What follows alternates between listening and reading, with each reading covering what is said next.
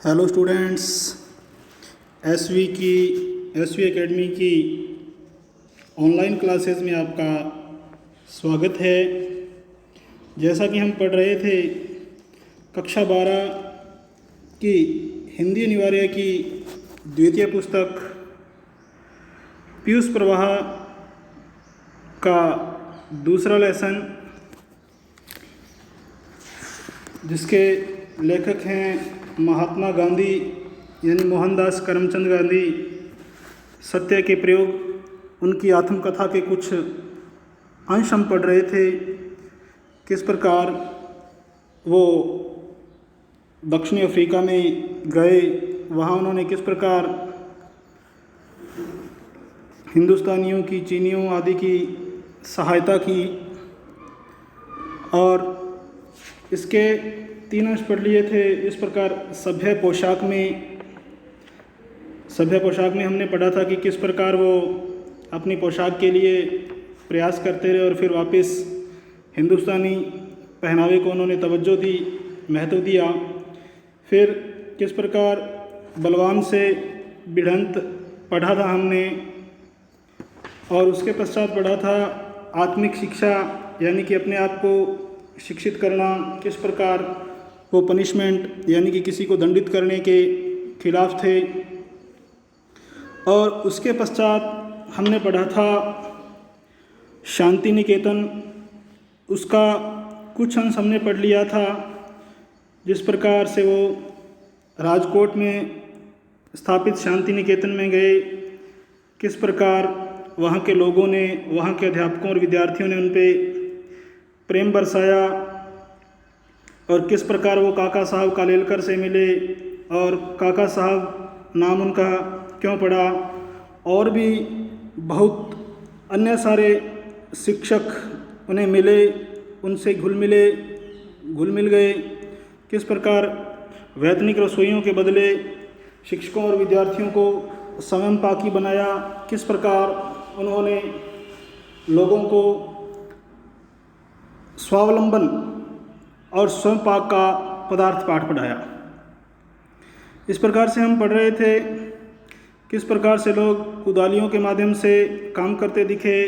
कुछ साग काटने वालों की मंडली बनी, कुछ अनाज साफ करने वालों की, रसोई के आसपास किस प्रकार नगेन बाबू सफाई वगैरह रखते थे। और इन सबको काम लगे हुए देखकर, इनके काम को देखकर मेरा हृदय, मेरी अंतरात्मा, मेरा मन बहुत ही प्रसन्न हुआ, खुशी से नाच उठा।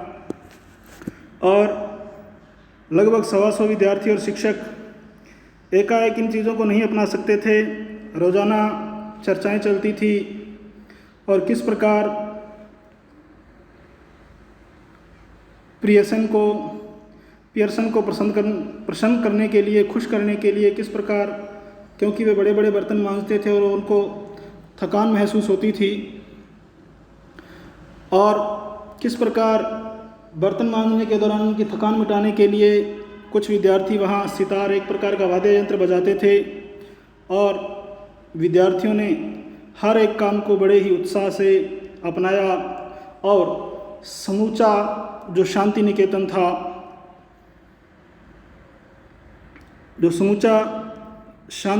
था, वो किस प्रकार मधुमक्खियों के छत्ते की भांति गूंजने लगा। यानी कि मधुमक्खियों का छत्ता, यानी कि एकता उन्होंने दिखाई। जिस प्रकार मधुमक्खियों एक ही छत्ते पे बड़े ही सामूहिक तौर पे, बड़े ही सामूहिक तरीके से एक झुंड में, एक परिवार में रहती है, उसी प्रकार शांति निकेतन भी एक परिवार सा बन गया था। तो आज हम पढ़ते हैं इस प्रकार के फेरफार जब एक बार शुरू हो जाते हैं, यानी कि इस प्रकार के जो क्रियाकलाप हैं जो एक बार शुरू हो जाते हैं तो फिर वे रुक नहीं पाते। अगर इस प्रकार की प्रक्रिया स्वावलंबी वाली और स्वयं पाकी वाली प्रक्रिया चल जाए तो एक बार चलाना इसको ज़रूर मुश्किल है, परंतु चलने के बाद ये रुके ऐसा संभव नहीं है, अर्थात तो फिर वे रुक ही नहीं पाते। फिनिक्स का रसोई घर स्वावलंबी बन गया था। स्वावलंबी, स्व प्लस अवलंबी, यानी कि अपने आप, अपने सहारे से। यही नहीं बल्कि उसमें रसोई भी बहुत सादी बनती थी, यानी कि जो रसोई बनती थी, जो खाना वगैरह भोजन वगैरह बनता था वो बहुत ही साधारण तरीके का था। मसालों की अधिकता उसमें नहीं थी। मसालों का त्याग किया गया था, यानी कि विभिन्न प्रकार के जो मसाले थे उनका त्याग किया गया था बिल्कुल ही साधारण मसालों से, यानी कि बिल्कुल ही साधारण तरीके से वो रसोई बनती थी। अतः भात, दाल, साग तथा गेहूं के पदार्थ भी भाप के द्वारा पका लिए जाते थे, और इन सब चीज़ों को भी मसालों के द्वारा नहीं पकाकर किसके द्वारा, भाप के द्वारा, स्टीम के द्वारा पकाए जाते थे।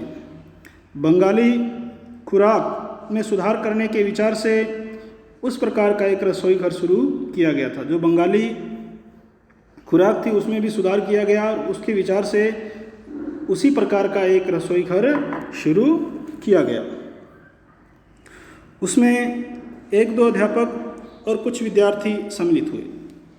जो बंगाली रसोई थी, जो बंगाली खुराक थी, उसमें सुधार किया गया, तो उसमें 1-2 अध्यापक और कुछ विद्यार्थी ही सम्मिलित हुए, शामिल हुए। ऐसे ही प्रयोगों में से सर्वसाधारण रसोईघर को स्वावलंबी बनाने का प्रयोग शुरू किया जा सका था, पर आखिर कुछ कारणों से यह प्रयोग बंद हो गया। मेरा विश्वास यह है कि इस जगत विख्यात का मतलब होता है पूरे संसार में प्रसिद्ध होना। मेरा विश्वास यह है कि इस जगत विख्यात संस्था ने थोड़े ही समय के लिए भी इस प्रयोग को अपनाकर कुछ खोया नहीं, यानी कि इस प्रयोग को उन्होंने अपनाया, परंतु कुछ समय बाद विशेष कारणों से, अन्य कारणों से वो बंद हो गए। परंतु मुझे ऐसा लगा कि इस संस्था ने इस प्रयोग को अपनाकर कुछ भी खोया नहीं, अर्थात कुछ भी गंवाया नहीं, और उससे प्राप्त अनेक अनुभव उसके लिए उपयोगी सिद्ध हुए थे। और उसके से प्राप्त जो स्वयंपाकी थे, स्वावलंबी बने थे, उन अनुभवों को प्राप्त किया जो हमारे लिए कैसे हुए, बहुत ही उपयोगी या लाभदायक सिद्ध हुए। मेरा विचार शांति निकेतन में कुछ समय रहने का था, किंतु विधाता अर्थात ईश्वर, परंतु ईश्वर को कुछ और ही मंजूर था, किंतु विधाता मुझे ज़बरदस्ती घसीट कर ले गया, अर्थात मुझे शांति निकेतन छोड़ना पड़ा। मैं मुश्किल से वहाँ 1 हफ्ता रहा होऊंगा, 1 हफ्ता यानी कि सप्ताह 7 दिन। मैं बड़ी मुश्किल से वहाँ 1 हफ्ता रहा होऊंगा कि इतने में पूना से गोखले के अवसान का तार मिला। किसका अवसान? अवसान का मतलब मृत्यु। अवसान का मतलब क्या होता है? मृत्यु। किसकी मृत्यु का समाचार मिला? पुणे से गोखले का। गोखले के अवसान का अर्थात उसकी मृत्यु का समाचार मिला, तार मिला। शांति निकेतन शोक में डूब गया। तो पूरे का पूरा शांति निकेतन था वो दुख में डूब गया, अर्थात यह एक अपूरणीय क्षति थी, जिस कारण पूरे का पूरा शांति निकेतन बहुत ही भाव विह्वल अर्थात दुखी हुआ।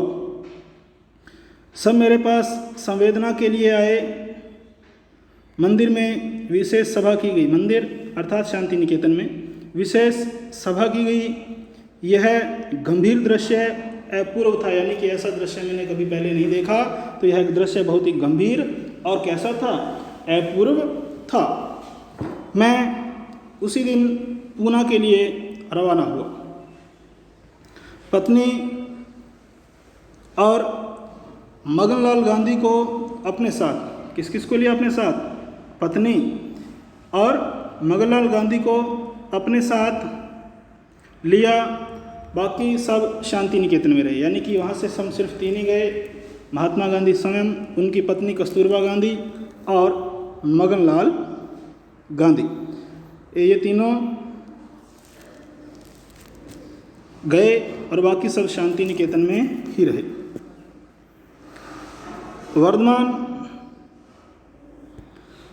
बर्दवान तथा एंड्रयूज मेरे साथ आए थे।